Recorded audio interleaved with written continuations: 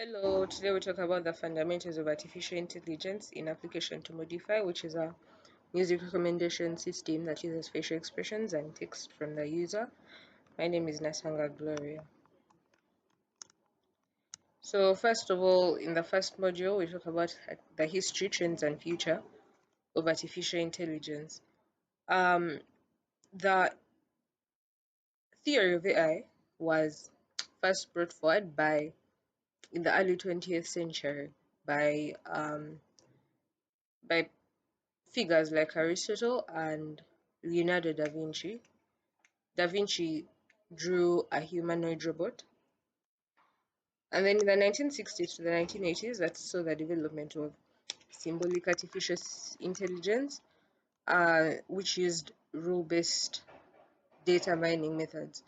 That's where all the rules related to the processes were manually programmed into the systems.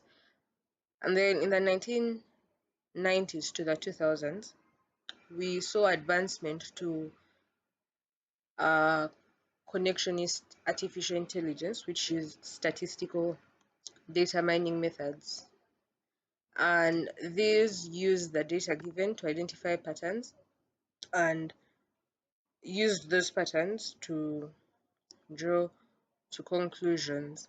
And then in the 2010s to the present day, we are using cognitive AI, which uses deep learning data mining data mining methods.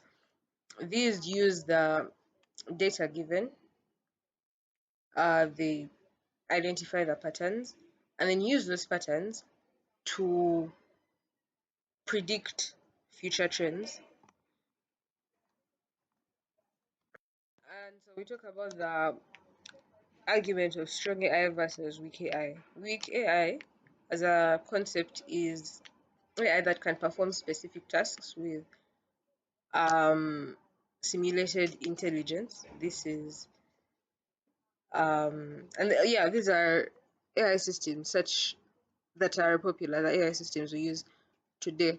And then strong AI is AI that works in a way that's similar, that's the same as a human brain. And this is where AI is hoping to be. That's the future we talk about in AI development. And then we talk about linguistic intelligence, which has seen development to it has seen development, and then in that we have large natural language processing models such as ChatGPT, and then we use that to using the chatbots, and then assistants like Siri and Alexa use natural language processing as well.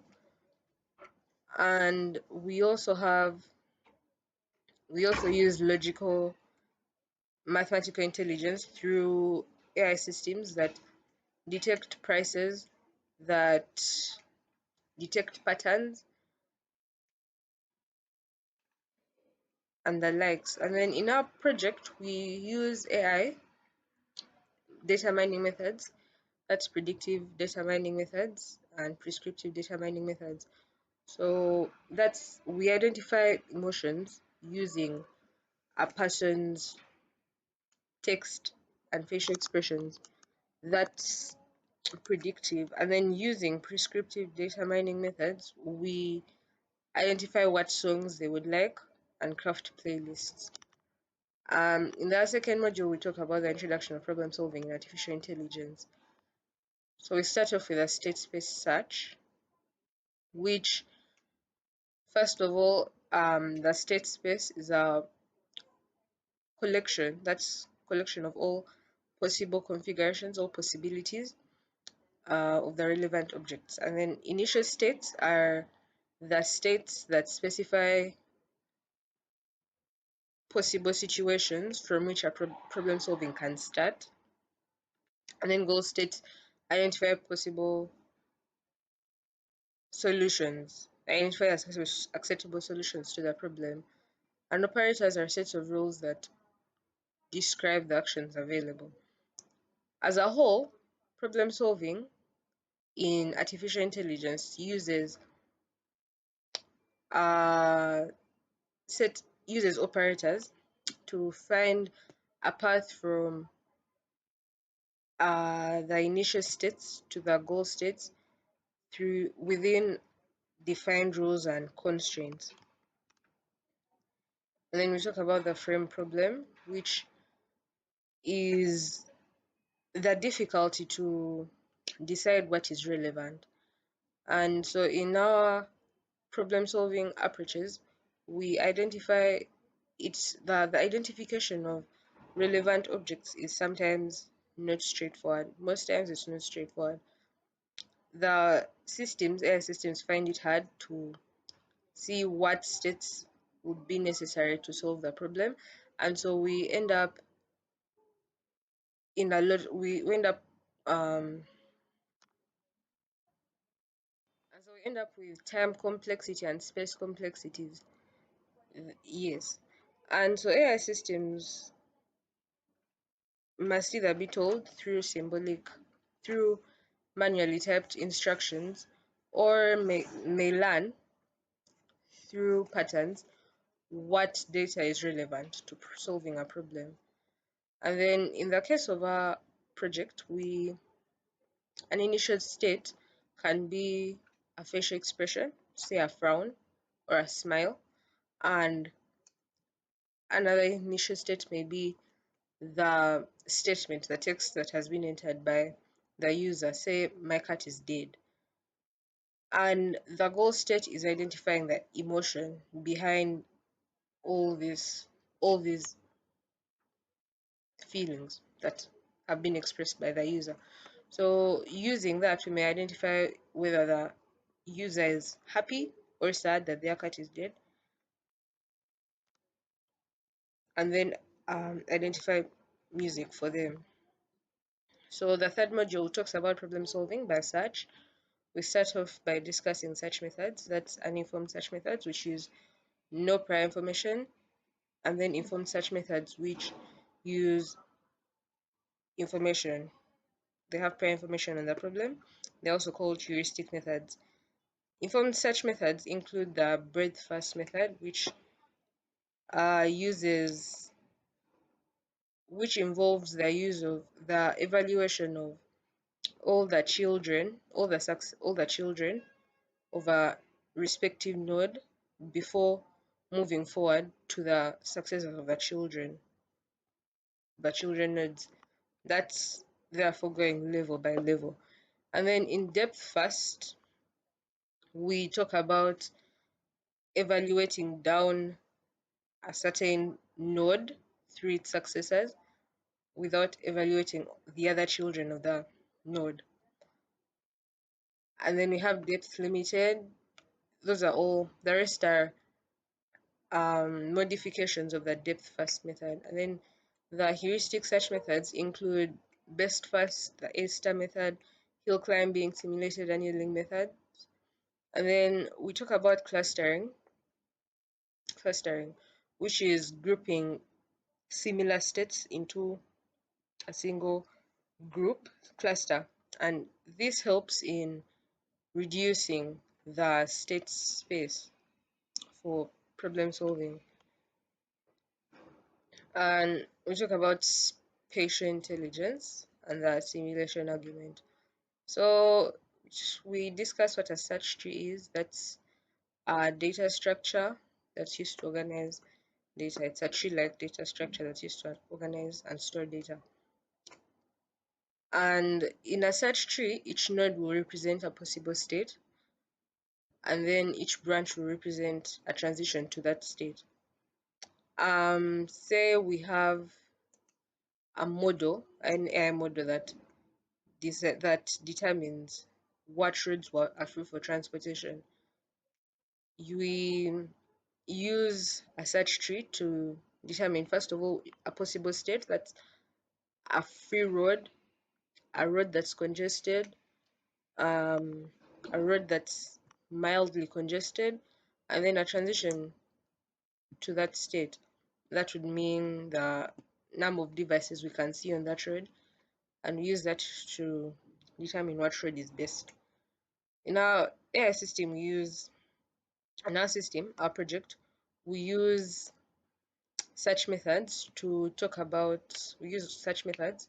Informed search methods are used to measure how well a song is being received by the user based on their emotional state, and then uninformed search methods just assign a song based on just the information presented by the user. Then the fourth module talks about knowledge representation and reasoning. Knowledge representation is the process of structuring information for a computer to reason with. We talk about symbolic representation that uses symbols and logical expression, that's such as if it's raining, get a get take out an umbrella. So we assign we assign symbols to the statement it is raining, and then we assign a symbol to the statement take out an umbrella. And this brings us to the use of first order logic, which is the language that is used for symbolic representation. That's the proposition logic that we discussed. Then association rules, which are used for discovering patterns in data. And these patterns that are identified are converted to logical expressions. So we associate certain we associate certain statements to certain statements, and then through that we, for example, the statement it is rain, the temperature has dropped, there has been a temperature drop, and then the statement it is raining. So if we say if there is a temperature drop, it is raining, that's a rule, and that rule is translated into a logical expression, which would be maybe R implies U. So R stands for it is raining, U stands for bring an umbrella. Then we use knowledge representation in linguistic intelligence, where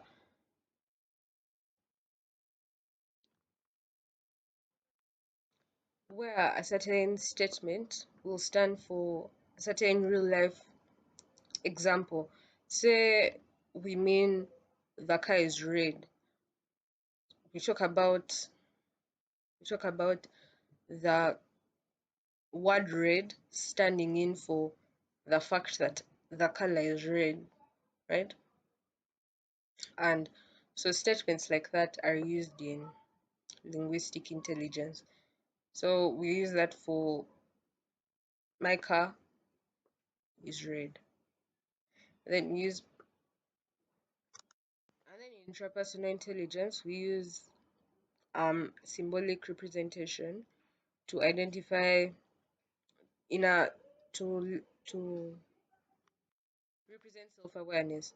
And so we talk about things like if a certain thing makes me happy, then I will do it. So if dancing if playing golf makes me happy, then I will play golf.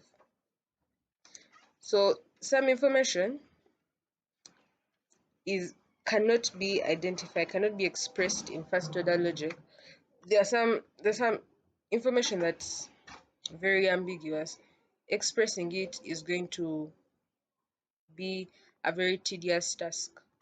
So through hindrances like laziness and ignorance, we cannot effectively present some information using first order logic.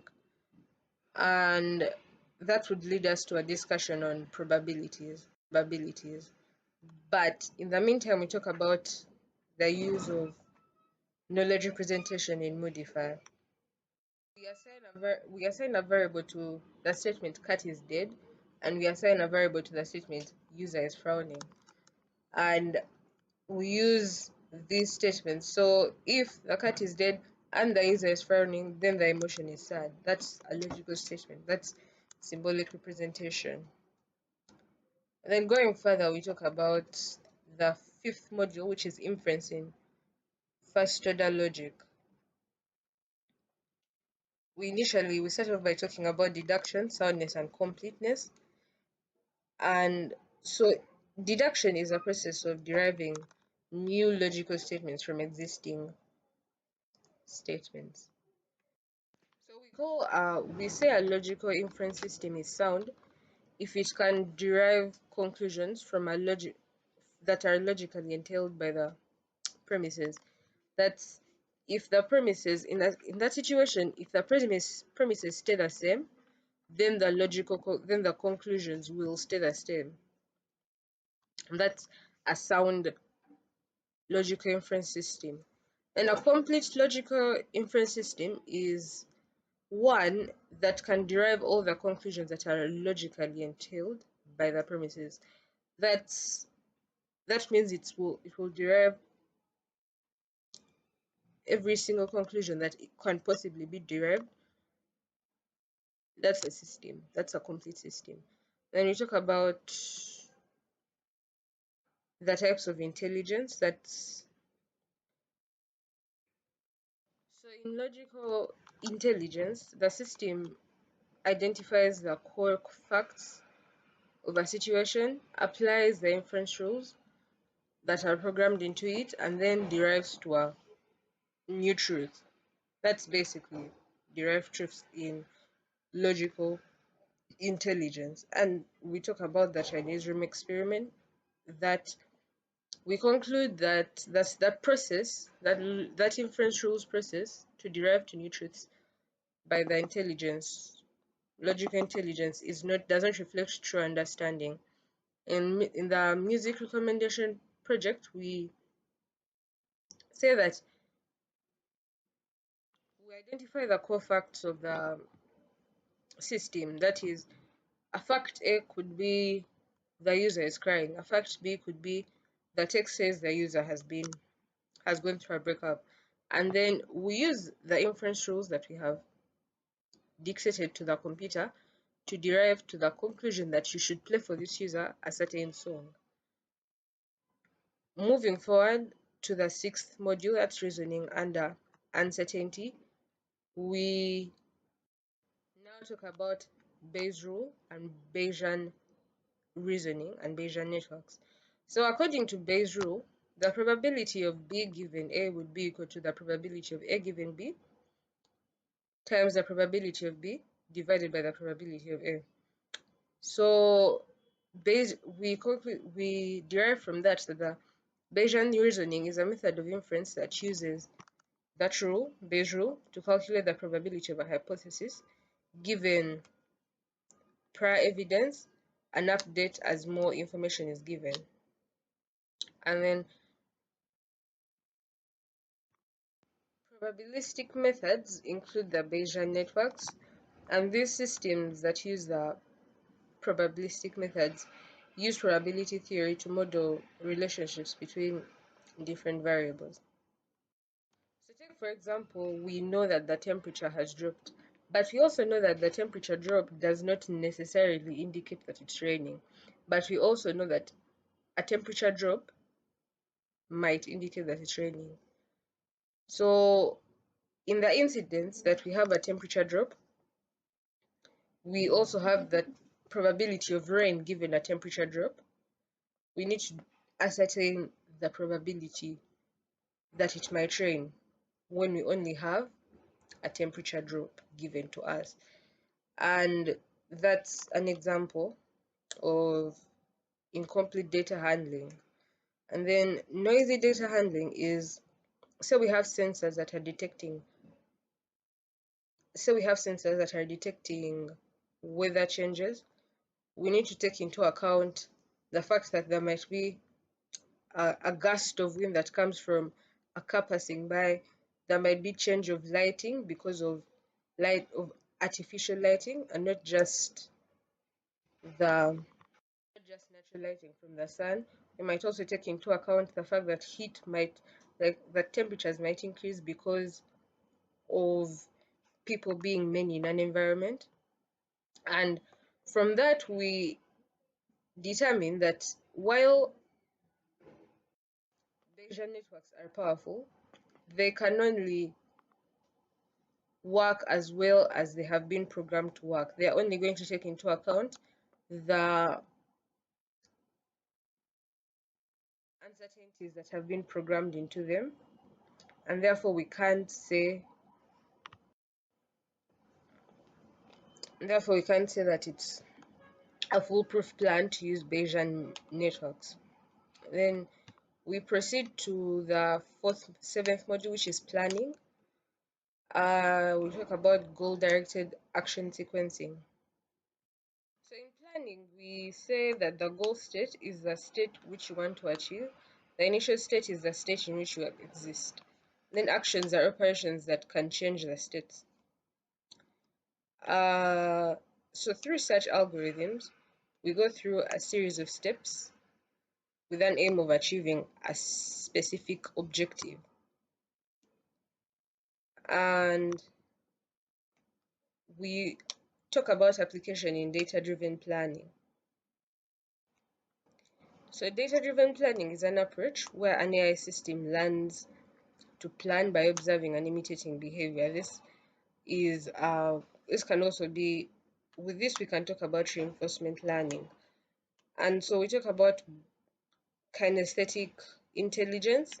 This is intelligence of AI systems that can perfectly imitate human actions. Now robots, for example, learn to perform tasks by observing how humans.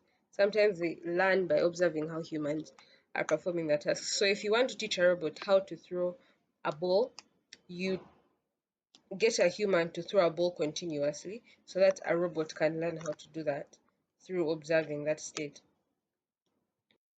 In that same spirit, we talk about the frame problem, which is where the AI model determines which preconditions might yield results.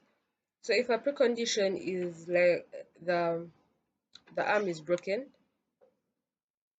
the AI model the AI model will learn that given the precondition that my arm is broken, I will not be able to lift a box, I will not be able to throw, and that's evaluating the relevance of some preconditions.